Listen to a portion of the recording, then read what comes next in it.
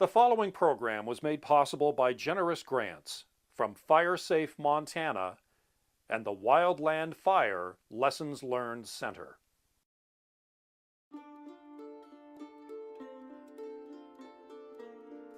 Heroes. We never know where we will find them. It's hard to predict who will inspire us, or whose story will touch us deeply and unexpectedly, taking us by surprise and leaving a profound impact on our lives.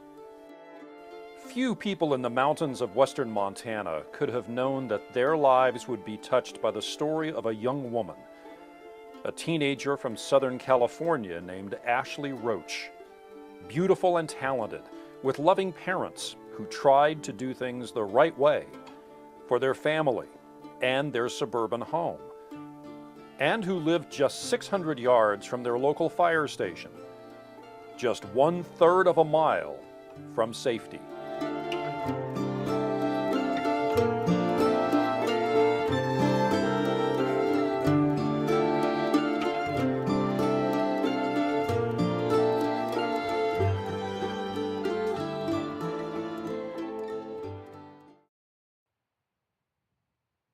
In a far southwestern corner of Montana, the West Fork of the Bitterroot River flows to the north from its source in the Bitterroot Mountain Range, passing rugged mountains and thick forests. And within those scenic woods, it also passes man-made treasures. Homes, some of which sit 30 miles or more from the nearest major highway, served by a single narrow paved road and a single volunteer fire station. It's a long way from Southern California. But here, a small group of residents have gathered to share a Southern California story with their neighbors. The story of Ashley Roach. Scripps Ranch, 2003. Flames consume block after block and home after home. A lost hunter in the East County is ultimately to blame after he fired his weapon into dry brush. At about the same time, the Paradise Fire started on the Rincon Indian Reservation and quickly moved into Valley Center. You're constantly watching, and of course with us, we look to the east. We're looking always for the signs of smoke. This was all that was left of the Roach family home in Valley Center in 2003. But the flames took more than just material things. On this day in August 2010, almost 7 years have passed since the Paradise Fire roared through the lives of the Roach family. And just as the Roach family remembers what happened in their neighborhood in 2003, residents in the West Fork remember other wildfires and other scary moments. Volunteers at their local fire station also remember. And so over the years, they've created education programs for the homeowners they serve. On this day, homeowners again will have access to plenty of information. But this time they also will leave the fire station and walk 1/3 of a mile. Along the way, they'll hear the story of Ashley Roach through a spoken and visual presentation called a staff ride. The staff ride is something that was really developed by the military to revisit scenes of battle and learn afterwards lessons that might help keep people in the future out of harm's way. And when we're done with this staff ride, we're going to reconvene here for something called the integration phase. And that's your part of this special event. That's the time when we want all of you to share what this staff ride meant to you, what you learned from it, and more importantly, what things you might do differently to better safeguard yourself, your family, your property, and your home. This is not a blame game. We're not going to be pointing fingers. We just want to gather in what happened to this family and then look ahead to what we can do for ourselves and not go down the terrible road this family went down. We're going to revisit a wildfire incident that occurred on October 2003. The story is real. We're taking this journey first to remember and honor the family who endured the horrific events that follow, and second, to motivate you and others to reduce the wildfire threats to your families and neighbors by preparing your property and evacuating early. You are about to meet the family who struggled through this nightmare known as the Paradise Fire. My name is John Roach. My wife's name is Lori. My children are Jason, 22, Allison, 20, and our 16-year-old sophomore daughter, Ashley. On the afternoon and evening of October 25th, a Saturday, 2003, we were hosting a Halloween party for guests, friends, and family. Later that night, after guests left, we learned that there was a wildfire burning just east of Valley Center where we lived. The wildfire was called the Paradise Fire. So we went down to Fire Station 73 that was just a third of a mile down the road from our home. It was a place where we knew our family would be safe. And when we got to the fire station, we checked on conditions. We got out our cell phones and called several dispatch centers to find out if we needed to evacuate yet or not. And we spent a couple hours down there doing that and returned to our home about 3 a.m. And when we got back home, Lori finished preparations for a quick departure if we had to leave. And then we take turns staying up during the night, keeping track of where the fire is by the glow on the horizon northeast of us. And about 5:30 in the morning, it begins to get light, and our son Jason, who's also been up, tells us that the fire seems to be burning off to the northeast, kind of past our home. And we thought, well, wow, maybe we'll escape. And Jason went to bed to catch a couple hours sleep. And we go back to bed. But at a little before 8 o'clock, Lori and I both wake suddenly to the strong smell of smoke in our bedroom. And we were both fully clothed. We went to bed the night before fully clothed so we could leave instantly if we had to. And we rushed downstairs. We go out the front door of our home. And we're totally surprised and shocked because we're met with a morning of beautiful blue autumn skies. And we go back in the house only to see a couple minutes later a sheriff's car coming down our long winding driveway, driving very quickly. He gets out in front of our house. We go out to meet him, and he says, "The fire's jumped the road. You have 20 minutes to evacuate." And he leaves quickly, and we run back into the house. We awaken our 3 guests and our 3 children and say, "Come on, now, get ready. We have to leave.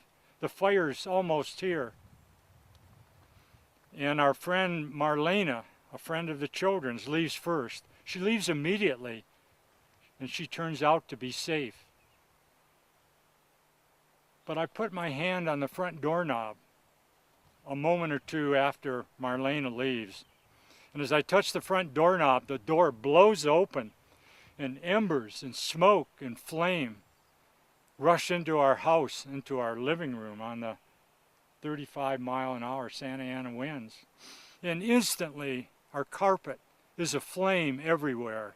I've invited the wildfire into our living room. And the front of the house and the wood deck catches fire. And I scream, "Everyone out, now!" And people scramble frantically to get out the front door. And I've got out there ahead of them, and I've got a garden hose in hand, and I spray them down as they're leaving the home and headed for their cars. We can't believe it. It's dark. It's as black as night. The fire sounds now are so loud we can hardly hear ourselves talk. But Allison runs the other way. She runs down the road, and the last we see is Allison disappearing into the flames. And we get into my work truck. We start slowly down the road. And this is driving down our driveway toward the gate. So you can get an idea about just how short a distance this is and how fast things can happen. We have a sensor that senses this electronic gate, and when the wind blows really hard, this gate does not open easily against the wind. That was part one. In 2003, we had a 30-second delay on the gate. So once the gate's open, it would stay open for 30 seconds. And we're going to progress down Station Road. So as you proceed now towards stand number 2, just keep in mind that at this moment, our family is 1/3 of a mile away from safety. I am Allison Roach, the eldest daughter of John and Lori Roach. On the morning of October 26th, my family and I are in a panic, frantically trying to evacuate. My cat is lost, and my friend and I are trying to find her.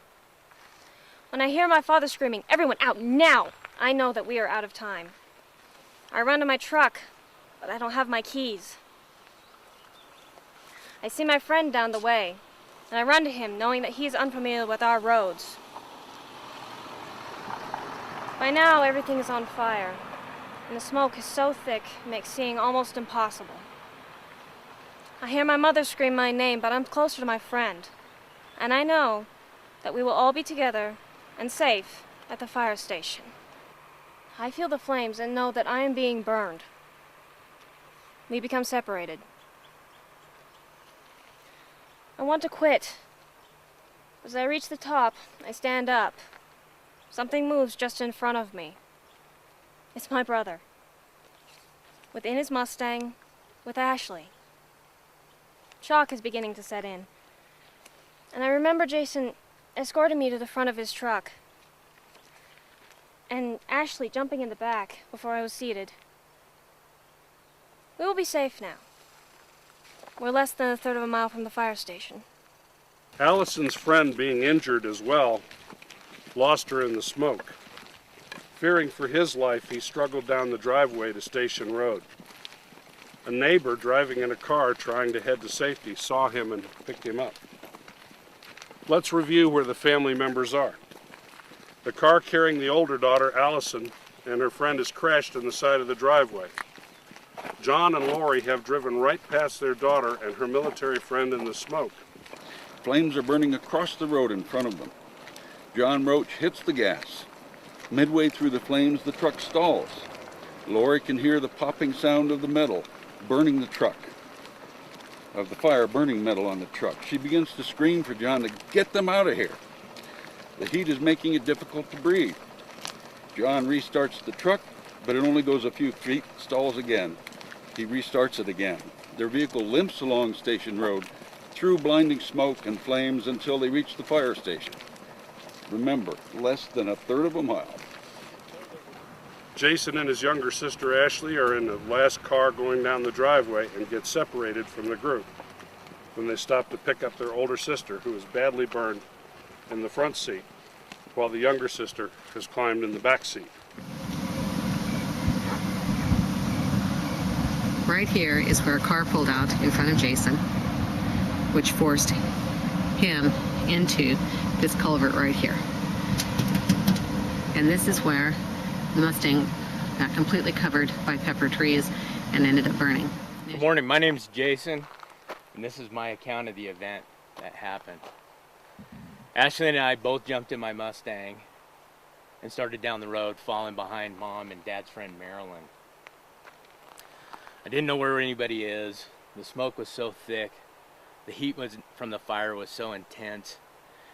Ashley and I were both frightened, and all we wanted to do is get out of there as quickly as possible.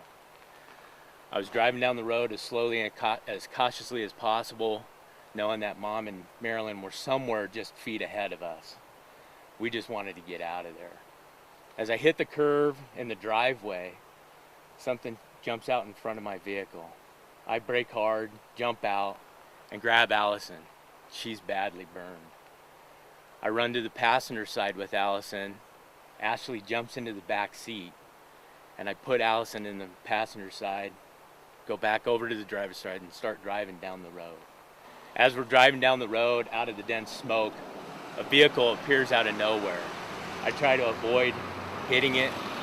We collide. The airbags and steering wheel lock up all as we collide into the pepper tree. It only takes seconds for me to realize that the branches from that pepper tree are all over my vehicle, and we can feel the intense fire and heat from that pepper tree. Realizing that we're only a few hundred feet from the station, I push my door open and I yell at my sisters, "Get out now, run to the station." I look behind me and I can see Allison struggling, climbing over the console to get out as she's yelling to Ashley to follow her. I'm running to the station, choking from the smoke. I can't see anything, but I see my father appear being chased by some sheriff's deputies, and he's screaming, "Where's Ashley? Where's Ashley?" I collapsed on the ground, pointed behind me and said, "She's back there." My dad disappeared into the smoke as I was picked up and rushed to the awaiting ambulance. And at that point, I realized we were at a safety area. But this is the road, and right up ahead,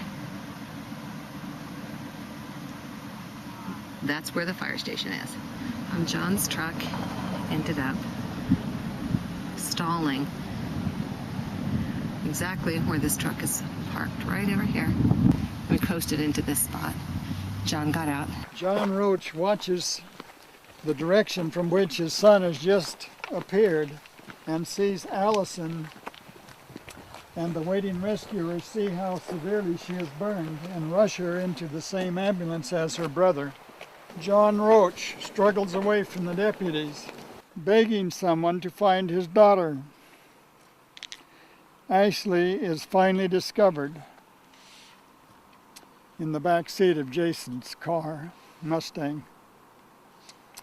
After what seemed like hours, John and Lori Roach received word of the death of their 16-year-old daughter, Ashley. She perished within sight of the fire station. From the moment that John and Lori were standing on their front porch on a bright autumn morning to the moment of Ashley's death was less than 25 minutes. This is the representation of the crash site where the Mustang was hit and pushed off the road into the pepper tree. There will be no speaker here, but we do ask that you, as you look at the site and the picture dramatization here for Ashley, that we have a moment of silence in honor of her and her family. And then together we will walk that short distance back to the fire station. With the staff ride complete and with emotions still on display, the residents of the Upper West Fork gather to share their feelings about what they've seen and heard. At this point, the camera turns off. But afterward, the group hears one more message from the Roach family, a letter from Ashley's mother. No one can be too prepared. We had friends in the fire department. They had dinner with us the day before, on the 25th. They all felt that our plan was sufficient. Our plan was going to make our family safe and our home safe. They were convinced of it. I think one of the things that has made it extremely difficult for the firefighters in our community to come to grips with our daughter's death is the fact that they promised her that her home would be safe. But what our experience demonstrates is you have to have a plan. You have to have a backup plan. You have to have a third plan. You have to have an all holes unplugged, extraordinary circumstance plan. In fire situations, my advice is, if the evacuation order is given, go. Drop everything, go. You can't trust your eyes or your nose, and we found this.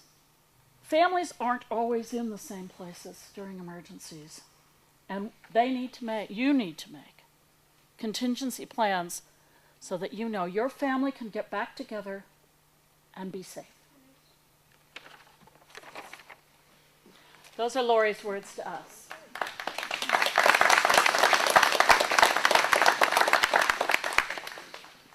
See, what it does. It's already been an intense day, but there still are hours of visual presentations and demonstrations still ahead. By the end of the day, homeowners have received a wealth of information, but it's the tragic story of a 16-year-old California girl and her family that strikes deepest. Well, what struck me the most, I guess, is I have a 16-year-old granddaughter, and the personal age and the family situation that they were in, and as close as they seemed to be to one another, I couldn't help but kind of relate that with my family and how I would feel if something like that happened in our home and our family. It would be devastating, of course, and I just kind of felt empathy for them as well. We were rehearsing the walk, the staff ride. It was confusing to us. It was confusing to us in bright daylight with the script in our hands. It must have been terrifying and unbelievably confusing to them. And then they lost that beautiful child. When my wife and I first moved up here to the valley, we found out that we were 1.5 miles from the fire station. And then we go through the staff ride and find out that 1/3 of a mile isn't even safe enough. So I think one of the things that we are going to take away from this is we thought we were prepared for any kind of hazards coming up.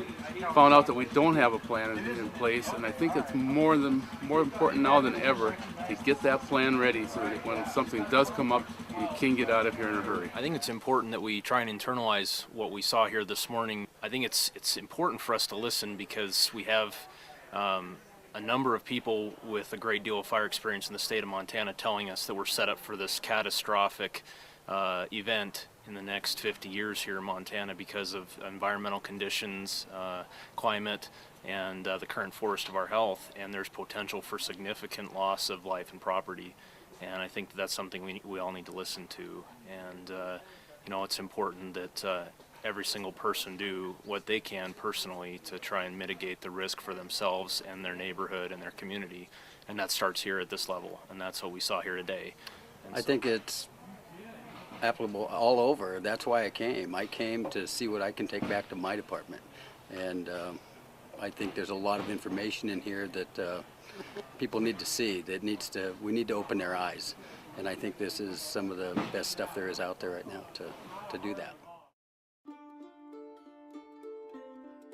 So this is our daughter Allison, who at the time of the fires was 20 years old, and she is a survivor of 86% second and third degree burns.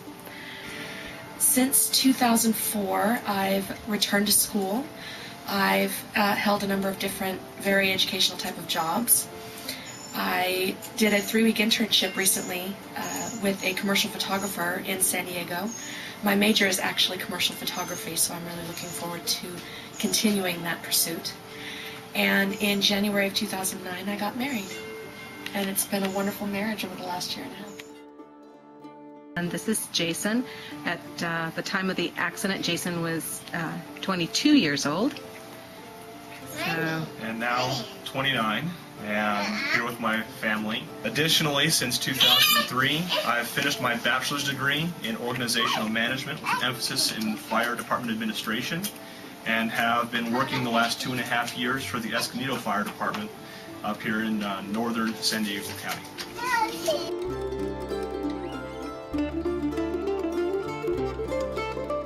I would like you to just imagine that sparkling face of Ashley that we've seen several times today. We lost an unbelievable, talented, young, sophomore woman when this event happened.